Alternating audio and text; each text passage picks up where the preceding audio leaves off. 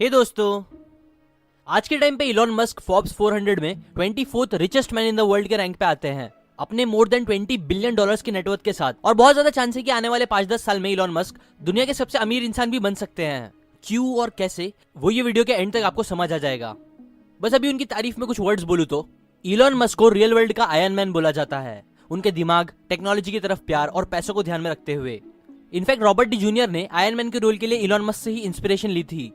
कहा जाता है कि स्टीव जॉब्स के बाद टेक्नोलॉजी की दुनिया में जो अगला रेवोल्यूशन ला रहा है वो है इलॉन मस्क। इलॉन सच दुनिया के सबसे इंस्पायरिंग और सक्सेसफुल लोगों में से एक है जिन्हें हर कोई बहुत पसंद करता है। इसीलिए आज मैं आपके साथ उनकी ही बायोग्राफी बुक और दूसरे सोर्सेस से केस स्टडी करके आपको वो 5 मेन बातें बताऊंगा जिसने इलॉन को ये सब अचीव करने के काबिल बनाया, और जिसे हमेशा की तरह अगर आप भी समझकर अपनी लाइफ में अप्लाई करोगे, इवन अगर 10% भी उनकी तरह फॉलो करोगे, तो बहुत ज्यादा चांस है कि आप एटलीस्ट एक मिलियनर तो बन ही जाओगे। So let's begin. Elon Musk का बचपन काफी परेशानी से भरा था। उनके पेरेंट्स का डिवोर्स हो गया था, इसीलिए वो अपने डैड के साथ रहते थे, जो मेंटली इलॉन को जाने अनजाने में बहुत टॉर्चर करते थे। स्कूल के बच्चे उन्हें मारते थे। एक बार तो कुछ बच्चों ने उन्हें ऐसा मार दिया था कि उन्हें हॉस्पिटलाइज करना पड़ गया था 1 हफ्ते के लिए। और ऑलमोस्ट किसी को भी इलॉन कभी एक खास बच्चा लगा ही नहीं था। बट बस एक बात थी जो इलॉन में खास थी, बचपन से ही वो बुक्स बहुत पढ़ते थे। स्कूल की बुक्स नहीं, बल्कि उन टॉपिक से रिलेटेड बुक्स जिनमें उन्हें इंटरेस्ट था। उनकी मॉम बोलती है इलॉन 5 घंटे से लेके 10-10 घंटे तक बुक्स पढ़ते थे। वीकेंड्स पे तो वो कभी 2-2 बुक्स खत्म कर देते थे। और जब कभी वो उनकी मॉम को घर में मिलते नहीं थे तो वो डायरेक्ट घर के पास वाली 2 लाइब्रेरीज में जाती थी, जहां ऑलमोस्ट हमेशा इलॉन उन्हें मिल जाते थे। वहां भी उन्होंने इतनी बुक्स पढ़ डाली थी कि फिर बुक्स ही नहीं बची थी उनके पढ़ने के लिए। इसीलिए वो दोनों लाइब्रेरीज वालों को बोलते रहते थे और नई बुक्स लाने के लिए। और जब उन्हें पढ़ने के लिए कुछ नया नहीं मिला तो उन्होंने एनसाइक्लोपीडिया ब्रिटानिका ही पढ़ के खत्म कर डाली। एक बार जब इलॉन के पार्टनर ने उनसे पूछा कि तुम्हें इतनी सारी चीजें, रॉकेट्स, प्लैनेट्स, एनर्जी के बारे में कैसे पता, इतनी नॉलेज कैसे है तुम्हें, तब उन्होंने एकदम सीरियस फेस के साथ कहा कि मैं बहुत बुक्स पढ़ता हूँ। इसीलिए पॉइंट नंबर 1, सबसे इंपॉर्टेंट पहला स्टेप जो आपको इलॉन मस्क जैसा बनने में हेल्प करेगा वो है बुक्स पढ़ना, नॉलेज लेना। मैं हर हफ्ते बुक समरी डालता हूँ, आपको इतना मोटिवेट करता हूँ बुक्स पढ़ने के लिए, बिकॉज सच में ये सबसे कॉमन आदत है लाइफ में बहुत कुछ बड़ा कर पाने वाले लोगों की। इसलिए आप भी पढ़ो, सुनो मेरी तरह ऑडियो बुक्स, ये आपको सच बहुत केपेबल बना देगी। अब वापस इलॉन की स्टोरी पे आए तो देखो, ऐसा नहीं था कि इलॉन बस पढ़ते रहते थे और कभी कुछ क्रिएट नहीं करते थे बहुत से लोगों की तरह, नहीं। इनफैक्ट बस 12 साल की एज में ही उन्होंने बुक्स से पढ़ के कोडिंग करना सीख ली थी। और क्योंकि हर बच्चों की तरह उन्हें भी गेम्स खेलना बहुत पसंद था, इसलिए उन्होंने खुद एक गेम कोड किया, ब्लास्टर नाम का, जिसके लिए उन्हें $500 का इनाम भी मिला। उस गेम को अभी एक गूगल सॉफ्टवेयर इंजीनियर ने रियल बना के इंटरनेट पे डाला भी है, जो आप सर्च करके खेल भी सकते हो। ना जैसा मैंने पहले ही बताया, उन्हें गेम्स बहुत पसंद थे, इसलिए कुछ टाइम बाद उन्होंने अपने भाई के साथ एक एरकेड गेम की दुकान खोलने का सोचा। दोनों बहुत छोटे थे, बट स्टिल उन्होंने सब कुछ खुद से रेडी करा एक्शंस लेके। जगह के पेपर्स, लीजिंग एग्रीमेंट, एरकेड प्रोवाइडर जो इक्विपमेंट्स देगा, सब कुछ सेट था। बस उन्हें चाहिए था तो दुकान का परमिट, जिसके लिए एक एडल्ट की साइन होनी जरूरी थी। बट दोनों एडल्ट नहीं थे, इसलिए उनका वो प्लान फिर आगे नहीं बढ़ पाया, बिकॉज उनके पेरेंट्स वो नहीं चाहते थे। इलॉन मस्क साउथ अफ्रीका में पैदा हुए थे, लेकिन तब वहां की गवर्नमेंट उन्हें जरा भी पसंद नहीं थी। सो ये बात तो पॉसिबल ही नहीं थी कि वो उस गवर्नमेंट के लिए मिलिट्री में काम करेंगे, जो तब के टाइम पे करना कंपलसरी था लोगों के लिए। इसीलिए वो साउथ अफ्रीका छोड़ के कनाडा आ गए। वहां उन्होंने कई छोटे मोटे काम किए और फिर उन्होंने यूएसए आके कॉलेज खत्म करी, फिजिक्स और बिजनेस डिग्रीज लेके। अब वो टाइम पे इंटरनेट बहुत बूम पे था, और क्योंकि उन्हें जॉब भी नहीं मिल रही थी, इसलिए उन्होंने भी एक इंटरनेट बेस्ड कंपनी बनाने का सोचा। आइडिया ऐसा था कि तब जो येलो पेजेस की बुक्स चलती थी किसी भी बिजनेस के बारे में इंफॉर्मेशन लेने के लिए, वो उससे लेके सारी इंफॉर्मेशन इंटरनेट पे डाल देंगे, जिससे लोगों को येलो पेजेस बुक की नीड ही नहीं पड़ेगी। बेसिकली इजी वर्ड्स में बोलूं तो लोकल बिजनेस को इंटरनेट पे लाना लोगों के लिए, जो एक्चुअल में बहुत सक्सेसफुल साबित हुआ, बिकॉज उनकी कंपनी Zip2 को फिर कॉम्पैक्ट ने $307 मिलियन इन कैश और $34 मिलियन इन स्टॉक ऑप्शंस में खरीद लिया। इस डील से मस्क को $22 मिलियन मिले, और ये सब हुआ जब वो 28 ईयर्स के थे।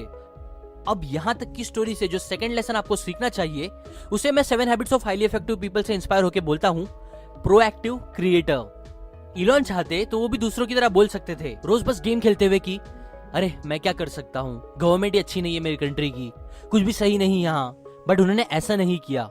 वो हमेशा एक्टिव रहते थे, चीजें क्रिएट करते थे, और जो चाहते थे उसके लिए एक्शंस लेते थे, फिर चाहे उसके लिए उन्हें कुछ भी करना पड़े। और ऐसे ही प्रोएक्टिव क्रिएटर आपको भी बनना होगा।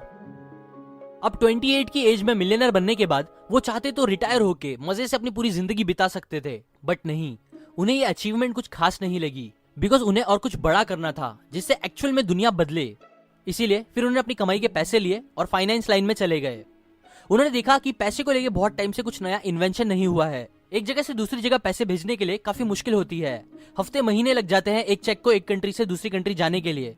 इसीलिए फिर उन्होंने एक ऐसी कंपनी बनाने पे काम करना चालू किया जिसने फाइनेंस इंडस्ट्री में एक रेवोल्यूशन लाया और जो एक लीडिंग पेमेंट सिस्टम बना पूरी वर्ल्ड में, जिसे आज हम पेपाल के नाम से जानते हैं। पेपाल इलॉन ने कई ग्रेट लोगों के साथ मिलकर बनाया था, जिसे पेपाल माफिया भी बोलते हैं, बिकॉज जो भी लोग इस ग्रुप में थे उन सब ने आगे भी अपनी लाइफ में बहुत ग्रेट कंपनीज बनाई। फॉर एग्जाम्पल यूट्यूब, जिसमें अभी आप ये वीडियो देख रहे हो, उसके फाउंडर्स भी पेपाल माफिया में थे। अब पेपाल को ईबे ने 2002 में खरीदा 1.5 बिलियन डॉलर्स में, जिससे इलॉन को 180 मिलियन डॉलर्स मिले। अब अगेन वो इतने सारे पैसों के साथ वापस आराम से कई आइलैंड्स खरीद के मजे से अपनी जिंदगी बिता सकते थे, बट अगेन नहीं।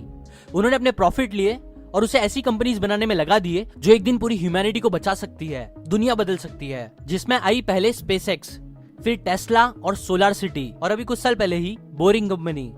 सो ये चीजें अब हमें थर्ड लेसन सिखाती है, जो ये है कि never settle with just good. अगर आपको इलॉन की तरह ग्रेट चीजें करनी है तो कभी ठीक ठाक चीजों पे सेटल मत होना।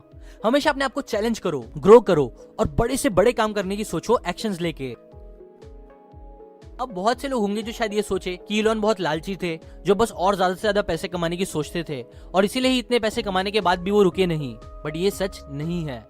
सच तो ये है कि उन्हें बचपन से ही कॉमिक्स और बुक्स पढ़ पढ़ के ये ड्रीम था कि वो कुछ ऐसा करे जिससे कि वो दुनिया बदल सके और दुनिया को बचा सके, वैसे ही जैसे एक हीरो बचाता है कॉमिक्स में। इसीलिए 2002 में ही फिर उन्होंने स्पेसएक्स कंपनी बनाई, इस एम के साथ कि एक दिन वो नॉर्मल लोगों को भी मार्स में भेज सकेंगे, ताकि ह्यूमंस मार्स को भी अपना घर बना पाए। बिकॉज अगर अर्थ को कुछ फ्यूचर में होता भी है, जिसके बहुत ज्यादा चांस है, तो भी हम एज अ स्पीशीज सर्वाइव कर पाएंगे। लेकिन उनके ये ड्रीम पे उनके अलावा किसी को भी भरोसा नहीं था। इसीलिए उन्होंने अकेले वन मैन शो अपने खुद के 180 में से 100 मिलियन डॉलर्स इन्वेस्ट कर दिए स्पेसएक्स में। फिर 2006 में उन्होंने देखा कि कैसे आजकल हम सब फॉसिल फ्यूल्स पे कितने ज्यादा डिपेंड हो गए हैं एनर्जी के लिए। इसीलिए उन्होंने सोलर सिटी पे फोकस करा, ताकि हम पेट्रोल, डीजल, गैस जैसी चीजों का यूज करते करते अपनी दुनिया को बर्बाद ना करें, जैसे आज हम पोल्यूशन फैला फैला के और उनकी सर्च में अर्थ को बड़ी कंपनीज बर्बाद कर रही है।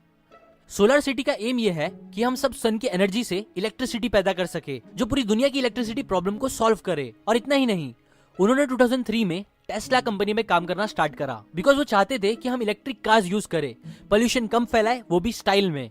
बिकॉज लोगों को खराब दिखने वाली छोटी इलेक्ट्रिक कार्स पसंद नहीं थी, इसीलिए उनकी टेस्ला कार्स स्पोर्ट्स कार्स जैसी दिखती है, प्लस वो एनवायरमेंट के लिए भी बेस्ट है। इलॉन मस्क का सपना है कि हर कार इलेक्ट्रिसिटी पे चले। वो हर टेस्ला ओनर को फ्री में अपनी कार चार्ज करने देंगे, वो भी लाइफ टाइम। मतलब पेट्रोल, डीजल, गैस पे फिर कभी लोगों को पैसे खर्च करने नहीं पड़ेंगे। और इसीलिए ही दुनिया की कई बड़ी बड़ी कंपनीज नहीं चाहती कि इलॉन मस्क को सक्सेस मिले, बिकॉज अगर वो सक्सेसफुल होंगे तो बहुत सी बड़ी बड़ी कंपनीज, इवन कंट्रीज को इससे लॉस होगा। और इसीलिए ही आप देखोगे कि इलॉन मस्क को सब इतना पसंद करते हैं। सो लेसन नंबर 4, विजन इतने बड़े सेट करो जो इतनी रियल बड़ी प्रॉब्लम सॉल्व करे दुनिया की, कि फिर आपकी लाइफ छोटी रह ही ना पाए। इलॉन ने कई प्रॉब्लम सॉल्विंग विजन देखे हैं इस वर्ल्ड को लेके, इसीलिए वो आज एक ही टाइम पे 3, 4 और उससे भी ज्यादा कंपनी चला रहे हैं। जहां नॉर्मल लोगों से एक कंपनी नहीं संभलती, इलॉन 4 ऑसम कंपनी संभाल रहे हैं। वो भी सब मिलियन बिलियन डॉलर्स की कंपनीज है, जिसमें वो अपना ऑलमोस्ट सारा टाइम इन्वेस्ट कर देते हैं। एक इंटरव्यू में उनसे पूछा गया कि वो इतना सब कैसे मैनेज कर लेते हैं, क्या चीज उन्हें इतना काम करने के लिए मोटिवेट करती है हर दिन। तो उन्होंने कहा, बस ये चीज के मैं चाहता हूं कि जब मैं हमारे फ्यूचर के बारे में सोचूं तो मुझे ग्रेट फील हो कि हाँ, कुछ अच्छा होने वाला है हमारे साथ फ्यूचर में। और इसी एक अच्छे फ्यूचर को बनाने का विजन मुझे मोटिवेशन देता है बुरे से बुरे टाइम में भी। एक टाइम था अराउंड 2007-2008 में, जब इलॉन का डाइवोर्स हो गया था। उनकी तीनों कंपनीज बहुत खराब परफॉर्म कर रही थी, मार्केट क्रैश हो गया था, सब लॉस में जा रहे थे। स्पेसएक्स की स्टार्टिंग की तीनों रॉकेट लॉन्च फेल हो गए थे। टेस्ला कंपनी भी बंद होने वाली थी, क्योंकि कंपनी के पास बस एक हफ्ते के पैसे बचे हुए थे। तब उनके पास 2 ही ऑप्शंस थे, या तो टेस्ला को बंद कर देना, या तो अपने सारे बचे हुए पैसे जो पेपाल से उन्होंने कमाए थे वो सब टेस्ला में इन्वेस्ट कर देना, क्योंकि कोई भी और इन्वेस्टर टेस्ला में अपने हाथ डालना नहीं चाहता था। तब गेस व्हाट इलॉन ने क्या किया, उन्होंने अपने सारे बचे हुए पैसे टेस्ला में लगा दिए। लेकिन फिर श्योरली उनके ऐसे हिम्मत से बिजनेस में टिके रहने के बाद उन्हें अच्छे रंग भी दिखे। स्पेसएक्स की चौथी लॉन्च सक्सेसफुल हुई, जिसकी वजह से नासा ने उनके साथ 1.5 बिलियन डॉलर्स की डील साइन करी। टेस्ला को भी फिर 40 मिलियन डॉलर्स का ऑर्डर मिला बैटरीज के लिए, और फिर 50 मिलियन और देके उसी कंपनी ने टेस्ला का 10% खरीद लिया। इसके बाद टेस्ला को गवर्नमेंट से भी 465 मिलियन डॉलर्स का लोन मिला, जो उन्होंने अभी तक चुका भी दिया है इंटरेस्ट के साथ। और सोलार सिटी भी फिर अमेरिका की सबसे बड़ी सोलार सर्विस प्रोवाइडर कंपनीज में से एक बनी। देखो आज भी ये कंपनीज को कई प्रॉब्लम फेस करनी पड़ती है, बट क्योंकि इलॉन मस्क के सपने को लोग दिल से सपोर्ट करते हैं, इसलिए बहुत ज्यादा चांस है कि एक दिन इन सपनों को, लोगों की प्रॉब्लम्स को इलॉन सॉल्व भी कर देंगे, एक दिन होपफुली। अब इन लास्ट में बताई चीजों से मैं चाहता हूं कि आप मुझे बताओ कि वो 5वां लेसन क्या है आपके हिसाब से, जो आपको और दूसरों को उनकी तरह बनने में हेल्प करेगा। सो कमेंट करके आप बताओ वो 5वां लेसन क्या है सबको। ये थे वो ऑसम लेसन्स जो मैंने आपको इलॉन मस्क की biography type book Elon Musk by Ashlee Vance book से बताई है। सच ये बुक से आपको ऐसी बहुत सी बातें सीखने मिलेगी जो एक मिलियनर बनने के लिए इंसान में होनी चाहिए। अगर आप ये बुक पढ़ना चाहते हो तो उसकी लिंक डिस्क्रिप्शन में है, या अगर आपको इस बुक की फ्री ऑडियो बुक चाहिए तो वो आप seekn.org/audible से जाके भी ले सकते हो। ऑडिबल एक अमेज़न कंपनी है जो 1 महीने का फ्री ट्रायल देती है, जिसके बाद वो आपको चार्ज करती है। मैंने ऑडिबल से ही ये बुक सुनी है। लाइक करें अगर आपको ये बातें काम की लगी, कमेंट करके बताएं कि मैं और कौन से मेंटर्स पे वीडियो बनाऊं। शेयर करें इस वीडियो को उन लोगों के साथ जिन्हें बिजनेस में इंटरेस्ट है या जो कुछ बड़ा करना चाहते हैं लाइफ में। सब्सक्राइब करें, मैं ऐसी समरीज हर हफ्ते डालता हूँ संडे को। और हाँ, बेल आइकन पे भी जरूर क्लिक करें, वरना शायद आपको नोटिफिकेशन नहीं आएगा और आप ये वीडियोस मिस कर दोगे। And finally, thanks for watching.